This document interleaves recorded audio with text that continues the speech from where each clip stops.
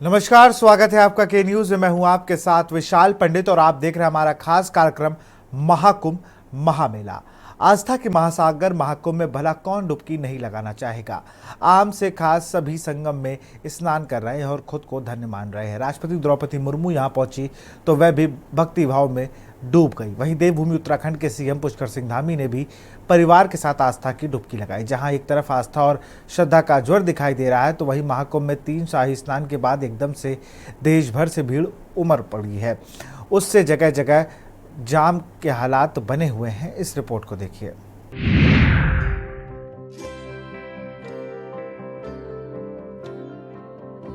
भक्तिभाव में डूब गई राष्ट्रपति। राष्ट्रपति द्रौपदी मुर्मू ने महाकुंभ में लगाई आस्था की डुबकी। सूर्य को अर्घ्य दिया, हनुमान मंदिर में किए दर्शन। अक्षय वट का भी दर्शन पूजन किया। राष्ट्रपति ने दिया सनातन आस्था को मजबूत आधार। देश की प्रथम नागरिक का पावन डुबकी का रहा ऐतिहासिक क्षण। द्रौपदी मुर्मू देश की दूसरी राष्ट्रपति जिन्होंने महाकुंभ में स्नान किया।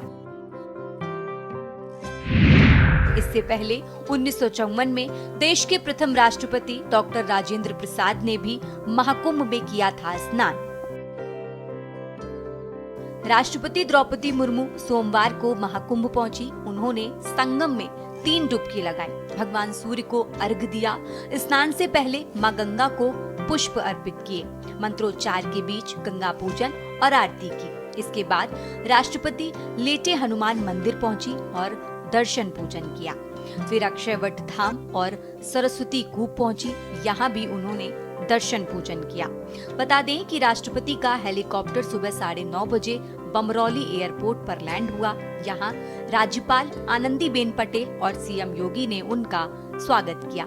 वहां से अरैल पहुंची, फिर बोट से संगम पहुंची और स्नान किया। राष्ट्रपति शाम 4 बजे तक प्रयागराज में रहीं। द्रौपदी मुर्मू देश की दूसरी राष्ट्रपति जिन्होंने महाकुंभ में स्नान किया। इससे पहले 1954 में देश के प्रथम राष्ट्रपति डॉक्टर राजेंद्र प्रसाद ने भी महाकुंभ में स्नान किया था।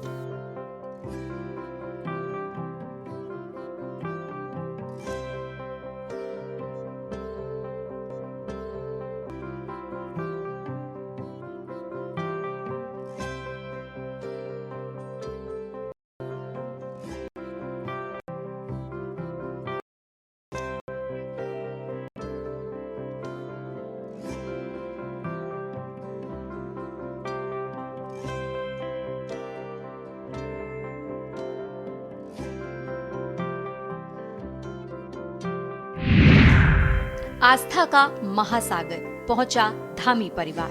सीएम पुष्कर सिंह धामी रविवार को पहुंचे संगम नगरी। यूसीसी पर हुए कार्यक्रम में शामिल हुए, बताया महत्व।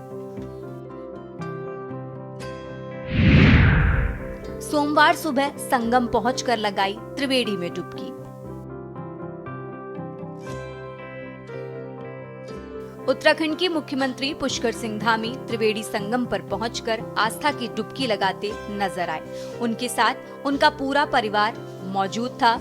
बता दें कि सीएम धामी फैमिली के साथ बोट पर बैठकर त्रिवेणी संगम पहुंचे। दरअसल प्रयागराज महाकुंभ में सोमवार का दिन महत्वपूर्ण माना जाता है। शायद इसीलिए सीएम पुष्कर सिंह धामी रविवार को ही प्रयागराज पहुंच गए थे।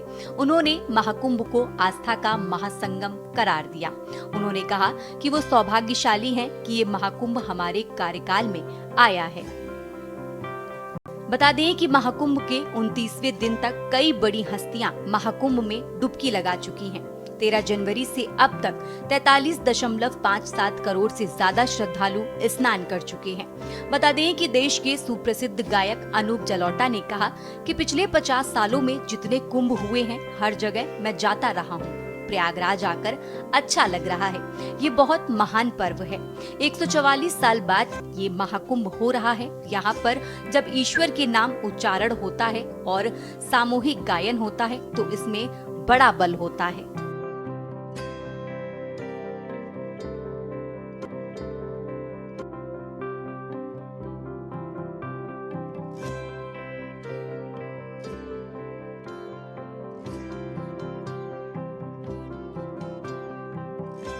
जो महाकुंभ है ये वो भव्य है, तो इसके लेकर के आपकी क्या विचार हैं? 144 साल के बाद आया है ये ऐसा समय है कि सारे नक्षत्र एक पंक्ति में आ गए।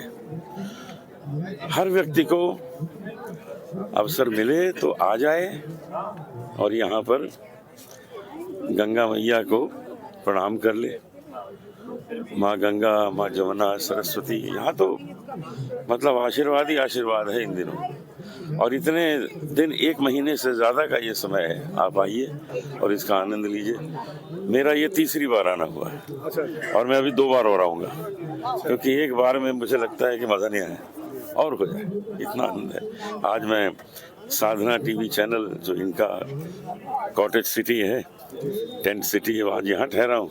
इसके पहले ताज में था, इसके पहले और दूसरी जगह था, योगी जी के साथ था एक दिन, तो आज तक के लिए। तो मैं इतना आनंद ले रहा हूँ यहाँ कि मेरा यहाँ से वापस जाने का मन नहीं होता। सर, एक भजन गायक के तौर पर क्या कहना चाहेंगे सर इस महाकुंभ को लेकर, जो भी लोग आपको देख रहे हैं और जो भी महाकुंभ में अभी तक नहीं आए हैं? इधर से। ये महाकुंभ है, ये महाकुंभ है, तेरे भाग्य में आया है, तू इसका आनंद ले ले। ये महाकुंभ है, ये महाकुंभ है। 144 साल के बाद जो पिछले महाकुंभ हुए उस महाकुंभ में क्या अरे डिफरेंस आपको लग रहा है? मैं पिछले 50 साल से जितने कुंभ हुए उसमें गया हूँ, जितने कुंभ हैं। कुंभ कितना डिफरेंस है उसमें? अरे 144 साल बाद आए, वो तो 8-8 साल बाद आ जाता है। और हमारे दर्शकों को क्या कहना इधर से जाना। एक उनके बारे में क्या कहना चाहेंगे? दर्शक श्रद्धालु आने वाले हैं। अरे बड़े किस्मत वाले हैं जो आ रहे हैं, बहुत भाग्यशाली, बार बार आए और अपने को ईश्वर के नज़दीक पाएंगे, क्योंकि यहाँ पर इस महाकुंभ में ईश्वर खुद आते हैं, देवता आते हैं, देवी देवता स्नान करने। तो आप ऐसी जगह स्नान करेंगे, ऐसी जगह डुबकी लगाएंगे जहाँ देवी देवता डुबकी लगाते हैं।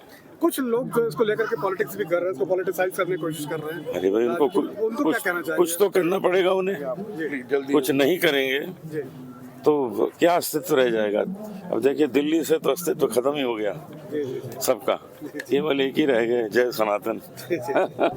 तो उनको भी अपनी कोशिश करने दीजिए। और यहाँ रुकते एक छोटे से ब्रेक के लिए। आप देख रहे हैं के न्यूज, खबरों का के बाद आपका स्वागत है। आध्यात्मिक गुरु सुधांशु महाराज का मिशन। महाकुंभ में करोड़ों संत, महात्मा और योगी अपनी उपस्थिति से श्रद्धालुओं को प्रेरित कर रहे हैं। इन्हीं में कथावाचक सुधांशु महाराज भी शामिल हैं। शिविरों में प्रवचन, ध्यान, योग और साधना के माध्यम से शांति और ज्ञान प्राप्ति का मार्ग बताया जा रहा है। विभिन्न अखाड़ों के साधु संतों के दर्शन और उनके सत्संग में भाग लेना हर व्यक्ति के लिए एक दुर्लभ अनुभव होता है। ये आयोजन केवल व्यक्तिगत मोक्ष की यात्रा तक सीमित नहीं, बल्कि ये समाज के उत्थान और एकता का भी प्रतीक है।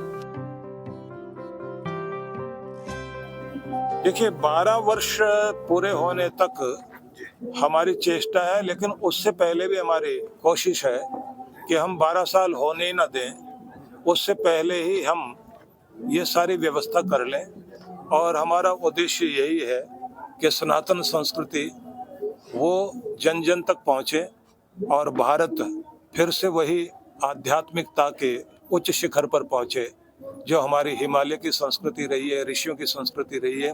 क्योंकि आप जरा सोच के देखिए कि कभी याज्ञवल्क्य ऋषि का और प्रयाग में तो भारद्वाज ऋषि का आश्रम और गुरुकुल था। इसी प्रकार से संदीपनी का गुरुकुल जहाँ जाकर के कृष्ण भगवान पढ़े, वशिष्ठ ऋषि का गुरुकुल जहाँ राम लक्ष्मण उनके चारों भाई जाकर के पढ़े। इसी प्रकार से हम लोग देखते हैं 5 पांडव भी, वो भी गुरुकुल में पढ़े। तो हमारी परंपरा है गुरुकुलों की। ये कणाद, कपिल, जैमिनी आदि इतने सारे हमारे ऋषि हुए हैं, उन्होंने हमें जीवन दर्शन दिए हैं, तो वो गुरुकुलों के माध्यम से दिए हैं। इसलिए मेरी पूरी चेष्टा है कि गुरुकुलों की स्थापना हो, और मैं इसके लिए संकल्पबद्ध हूँ, और मैंने 3 गुरुकुल प्रारंभ भी कर दिए। महाराज, शिक्षा पद्धति कैसी होगी गुरुकुल की जो आप खोलना चाह रहे हैं? दो तरह के गुरुकुल हम लोग संचालित करेंगे। एक तो वो जो हमारे प्राचीन वाङ्मय को बच्चों को पढ़ा सके और उसमें हमारी विश्वविद्यालय की शिक्षा तो साथ में रहेगी और किसी न किसी विश्वविद्यालय से संबंधित रहेंगे, लेकिन इसी के साथ में हमारा एक और प्रकल्प रहेगा कि हम जो कॉन्वेंट कल्चर है और कॉन्वेंट स्कूल है उनके मुकाबले पर अंतर्राष्ट्रीय स्तर की शिक्षा देने के लिए भी वे गुरुकुल शुरू करेंगे। उनका नाम गुरुकुलम होगा। उसमें जो बच्चे पढ़ेंगे वे बच्चे होंगे जो बड़े बड़े सेठों से लेकर के गरीब तक के बच्चे होंगे, जो शिक्षा में लंदन से लेकर के न्यूयॉर्क तक मुकाबला कर सके, लेकिन मैनर्स, शिष्टाचार, परंपराएं, देशभक्ति, माता पिता का सम्मान, अपनी संस्कृति को ऊंचा उठाने का कार्य वो सब भारतीय रूप में कर सकें। उनका मन, मस्तिष्क और हृदय वो भारतीय हो और ज्ञान विज्ञान में वे चांद सितारों तक भारत की संस्कृति को ले जा सकें।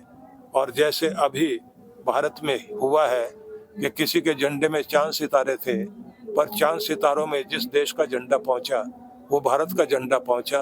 अब भारत की संस्कृति भी पूरे विश्व में पहुंच सके, उसके लिए ये प्रकल्प होगा गुरुकुल और गुरुकुलम। महाकुंभ के दौरान मानवता, करुणा, दान और सेवा के मूल्यों को बढ़ावा दिया जा रहा है।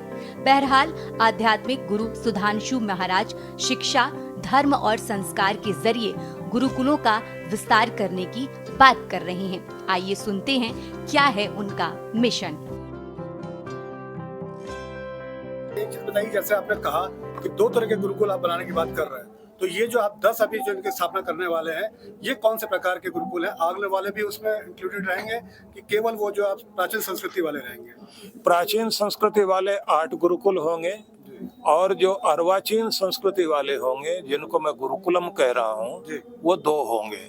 इस तरह से मिला करके हम लोग 10 गुरुकुलों की स्थापना कर रहे हैं। महाराज, एक आखिरी क्वेश्चन आप पूछना चाहूंगा कि जो बांग्लादेश में जिस तरीके से हिंदुओं के ऊपर अत्याचार हुए और हो रहे हैं, तो उसको लेकर के आपके क्या योगदान रहने वाला है, या आपने क्या उसमें जो है आपकी क्या सोच है उसको लेकर? देखिए, वहाँ जो है मदरसा कल्चर ने जो भी कुछ किया है वो मदरसा कल्चर ने किया है, और मदरसा कल्चर जहाँ जहाँ भी वो पनप रही है उसमें कुछ कट्टरवादी लोग जो है उन युवाओं का दुरुपयोग कर रहे हैं।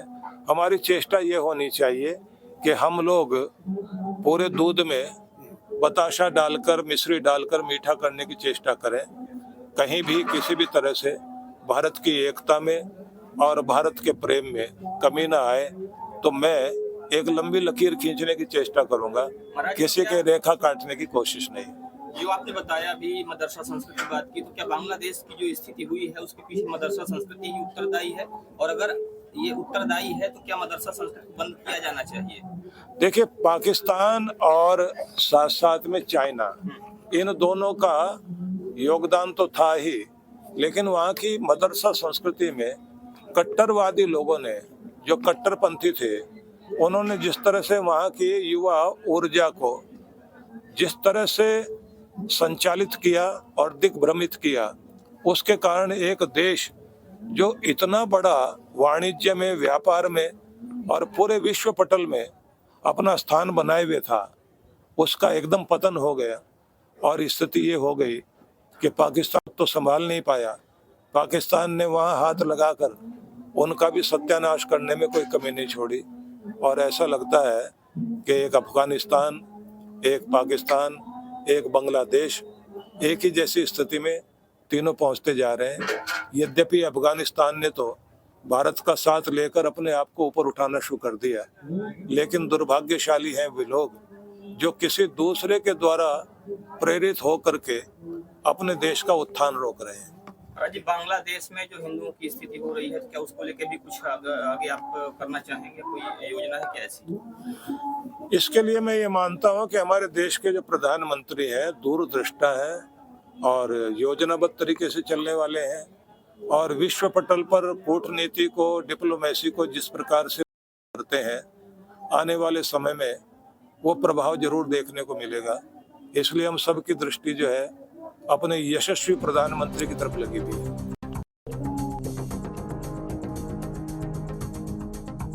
प्रयागराज शहर में जबरदस्त भीड़ है। इसे देखते हुए अरैल घाट से संगम तक बोट बंद की गई। इसके अलावा संगम स्टेशन को 14 फरवरी तक बंद कर दिया गया है।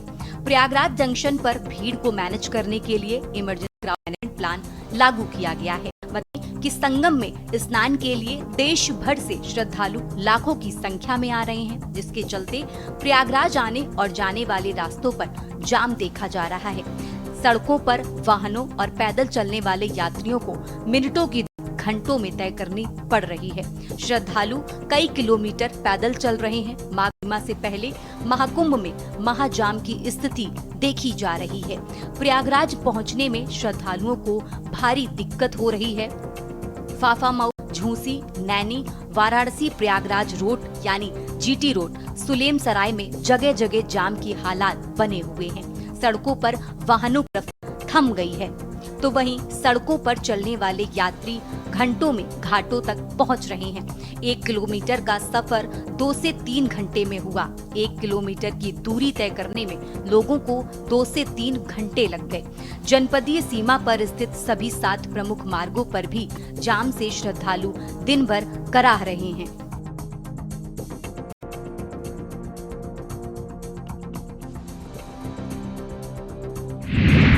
सीमा से सटे ग्रामीण इलाकों में भी जाम। इसी तरह प्रयागराज मिर्जापुर हाईवे पर करछना से जाम की स्थिति रही। मध्य प्रदेश, छत्तीसगढ़, आंध्र प्रदेश, ओडिशा, गुजरात, महाराष्ट्र से आने वाले वाहनों को करछना की ओर डाइवर्ट करने से ये स्थिति हुई।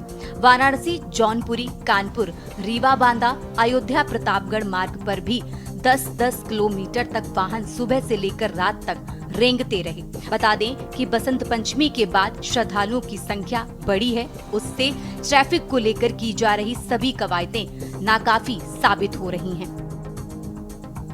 स्पेशल डेस्क के न्यूज इंडिया।